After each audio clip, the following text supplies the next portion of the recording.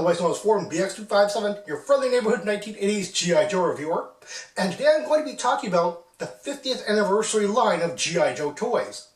Now, as you can see, I'm a big vintage G.I. Joe collector and reviewer. So I'm not going to be buying or showing any of the 50th anniversary line here. This is not a review. This is just a video log of my opinions and thoughts.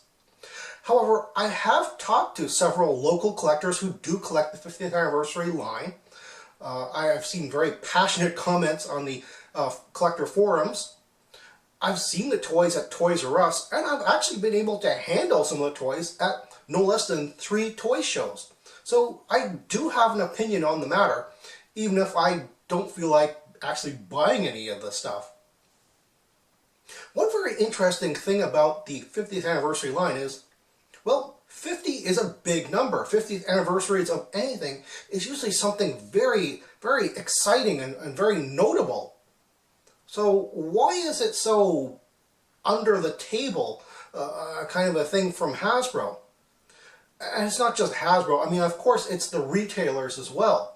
It's very strange because the 50th anniversary line is the 50th anniversary of the G.I. Joe franchise, the very name itself. So it stretches back to 1964 with the large 12-inch action figures. So why aren't we seeing any of those being represented? We're only seeing the 4-inch Real American Hero line being represented for the 50th anniversary. I think that's very odd. The 40th anniversary, Target and I think Walmart as well had the boxed 12-inch figures from the 1970s Adventure Team stuff. I was actually expecting something along that line in stores as well, but we get nothing for a 12-inch, people. In mid to late 2014, the first wave of 50th anniversary toys showed up at retail in conjunction with a San Diego Comic Convention exclusive with little to no fanfare. A pair of figure 2-packs, a pair of figure 3-packs, and a pair of vehicle 2-packs. The SDCC exclusive was a repaint of one of those vehicle 2-packs. The Night Marksman 2-pack consisted of Lowlight and a Night Viper. Lowlight is great if you missed his original version, but what's up with the Night Viper in red? The Heated Battle 2-pack had Blowtorch and the very first modern version of the Heat Viper. I'm not sure how many people actually wanted a Heat Viper, but I bet they didn't want another Blowtorch. That flamethrower was a peg warmer, if you'll excuse the irony. Oh, and just FYI, Hasbro, the heat in Heat Viper is an acronym that has nothing to do with temperature. The Eagle's Edge 3-pack consisted of General Hawk, Leatherneck, and Destro. Leatherneck and Destro are all new sculpts, larger than normal figures. This was a relative favorite among collectors who wanted those new improved sculpts of 2 characters who really deserved them. The Viper Pit 3-pack consists of Beachhead, a Cobra Trooper, and a Viper Officer. A somewhat improved Beachhead, another Cobra Trooper to add to the army pile, and what's a Viper Officer? I can't tell if collectors like this set or not. I keep seeing it being broken up on the aftermarket. The Battle Below Zero Vehicle 2-pack consisted of a G.I. Joe Ghost Hawk, Snake Eyes, Cobra Wolf, cloned from the 1987 original, and an Ice Viper in his classic 1987 driver design for the first time. You'd think I would get this set just to compare the new Cobra Wolf with my 1987 original, but there's no need. The new one is exactly the same as the original. The new one's plastic is just whiter, that's all. They didn't even change the vintage foot pegs to modern sized ones. Is it just me, or do those squares cut into the legs of the Ice Viper bother anyone else? The Danger at the Docks Vehicle 2-pack consisted of a Vamp Mark II, Flint, a Cobra Night Landing Raft in classic 1985 blue, and a Cobra Eel in classic 1985 colors. The Night Landing Raft is a reissue of the 1985 original, and also the 1997 Navy SEAL mission set, with all its tiny accessories. In addition to this, a new Weapon Field footlocker was included. The 2014 San Diego Comic Convention exclusive is a repaint of the Danger at the Docks Vehicle 2-pack. In this set, the Vamp Mark II is done in classic 1984 brown, Flint is done in classic 1985 colors, the Night Landing Raft is done in black, and the Eel is done in black and red. Despite the grumblings of many collectors who were angered that the retail and SDCC versions mixed and matched classic colors between themselves, this set was very well received. Maybe it was because of that little weapon-filled footlocker. That thing is cool enough to be sold on its own. In very late 2014, although mostly early 2015, a second wave of figure 2-packs arrived at retail. The Social Clash 2-pack consisted of Lady J and the Baroness. According to many collectors, this set has a perfect combination of poor quality and bad parts choice. I dare you to find a set with both figures that have properly painted faces. At least they make good custom base figures. And finally, the Arctic Ambush 2-pack set consisted of Snowjob and an Arctic Bat. It's Yukon Cornelius versus a bat that fell into a bucket of white paint. All jokes aside, the Arctic Bat does have nice battle damage swappable parts.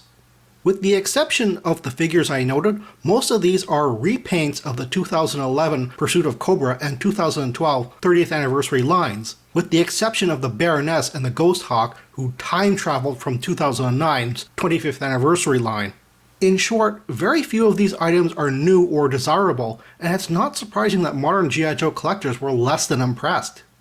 So what was in store this year for collectors? Hasbro finally had significant G.I. Joe product showing at the 2015 Toy Fair and seemed genuinely excited. It's a year late, but whatever. As of mid-November, 5 figure 2-packs, 4 figure 3-packs, 2 vehicle 2-packs, and 2 SDCC vehicle 2-packs. The Swamp Steam 2-pack consisted of Blowtorch and Crocmaster. Yes, Blowtorch again. And this time in 2011 Pursuit of Cobra Chase/alternate/case refresh colors that never showed up at retail. Likewise, Crocmaster is done in Python Patrol colors that were supposed to be included in the 2011 Pursuit of Cobra line, but never happened. I forget what the story was. Were they produced but fell off the ship from China into the ocean or something? Well, finally, fans get to add these variants to their collections, if they still care. The Troop Build-Up 2-pack consists of a Steel Brigade figure and an Iron Grenadier. You get what's printed on the box, 2 generic figures to army build, but at least they're great figures. Would have been nice if we got a Gold Head Steel Brigade variant and an Iron Grenadier in proper black, red, and gold, but I haven't heard any complaints from the collector community. The Hunt for Cobra Commander 2-pack consists of Shipwreck and Cobra Commander. While I don't get the connection of Shipwreck to Cobra Commander, the response to the set is mostly positive. Mostly. Everyone really likes the new Navy tactical look of Shipwreck and either loves or hates Cobra Red Shoes Commander. What is his color scheme even based on? It's like they were trying for a 2003 G.I. Joe vs. Cobra look and failed spectacularly. The Classic Clash 2-pack consists of Spirit and Storm Shadow. In this case, Classic Clash means the rivalry these two had in the 1980s Sunbow cartoon. The irony here being that we get a new sculpt of the 1988 version of Storm Shadow, the one where he's a Joe. The Spirit figure is probably the nicest non-traditional look I've ever seen.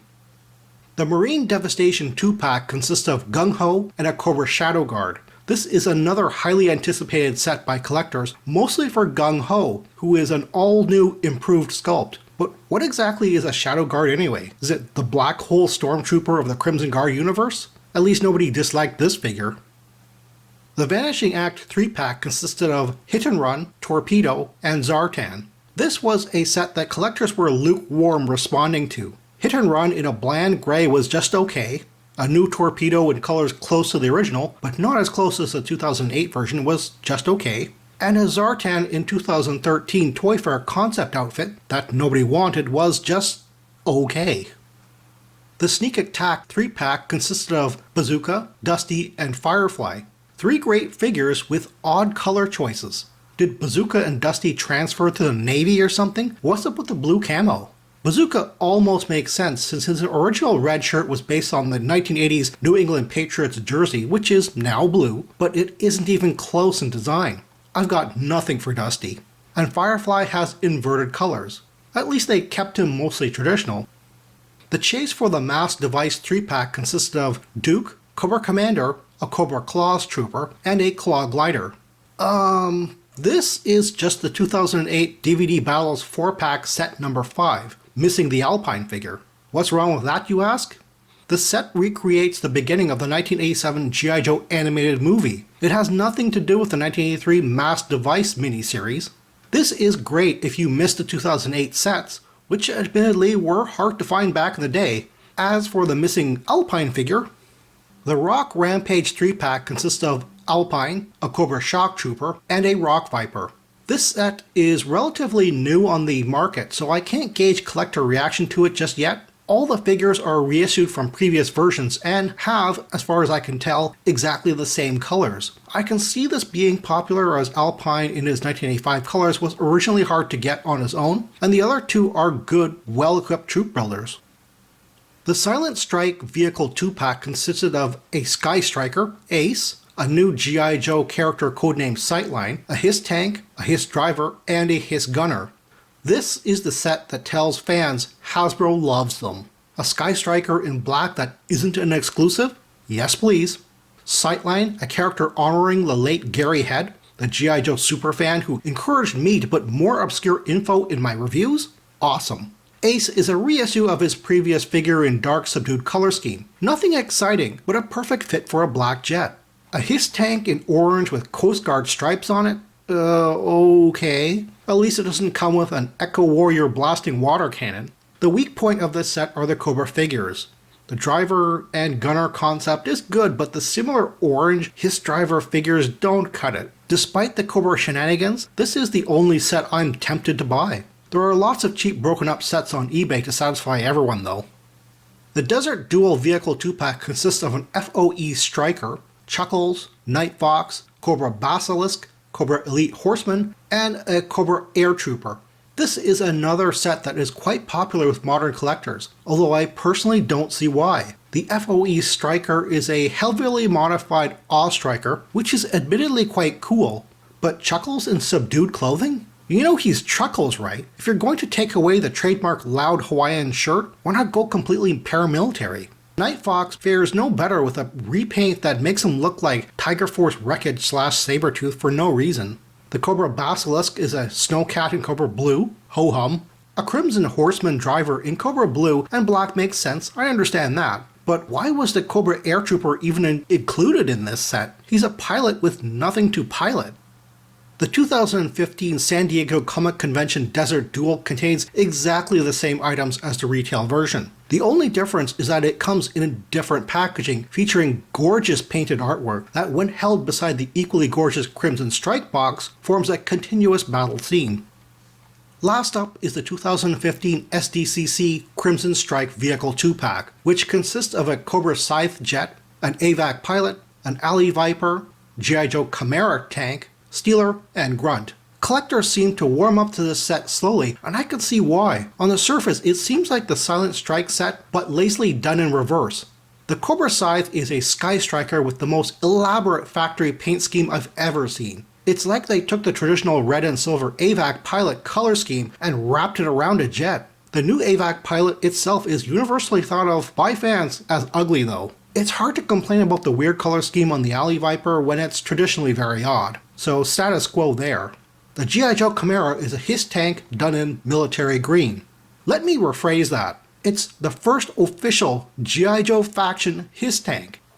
Steeler is seen as many fans as an excellent updating of his 1982 version. Overall, I get a Shattered Glass vibe from this set, meaning the BotCon Transformers convention running theme of an alternate universe where the Autobots were the bad guys and Decepticons good guys. On the plus side, we get two of the most iconic G.I. Joe and Cobra vehicles on opposite sides. On the minus side, it's now really expensive on the aftermarket. Will there be any more 50th anniversary releases? Who knows? The year isn't over yet. Hasbro seems to be listening to the fandom and trolling them at the same time. Like last year, we get mostly repaints, although the selection is a bit more interesting, even if the execution of the toys still borders on lazy. To be fair to Hasbro though, major retailers like Target and Walmart showed zero interest in any new G.I. Joe product. The retail sets are sold at Toys R Us for physical locations and Big Bad Toy Store for online ordering. In conclusion, the 50th anniversary line doesn't feel like a celebration line. It feels more like a toy line trying to claw its way back from cancellation oblivion. Kind of like the 1997 and 98 Toys R Us exclusive 50th anniversary line. It seems G.I. Joe history has a way of repeating itself. Well, that's all the time I have right now. Please check out my Facebook page for more information and behind-the-scenes photos for these reviews. Thank you for watching this video, and stay tuned for next time to see another 1980s G.I. Joe toy review. See you then.